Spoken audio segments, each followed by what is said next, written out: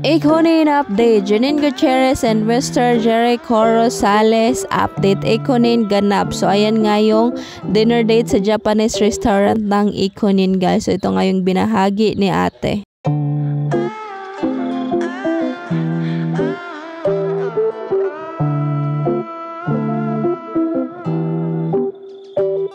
Ikonin update dinner date. Ayan. So ito nga ang binahagi ni ate. So ayun na nga, nakita na kami sa wakas ng ultimate crush ko.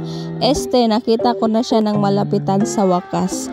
We just had our dinner last week at Kazunori, Makati at pagkapasok pa lang nakita ko na agad siya kasama si Janine. So sobrang kilig ko kasi harap lang namin siya ng table ng halos 1 hour din. Habang kumakain ay naunahan na ako ng kaba kaya hindi na nakapagpa-picture.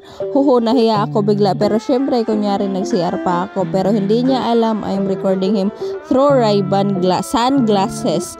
Pero yumuko ako nung tumingin siya sa akin bigla kasi baka makita niyang I'm taking video with him. Kasi obvious na ilaw yung one side ng sunglasses that I'm wearing. Knowing Jericho maalam siya sa gadgets, equipments, etc.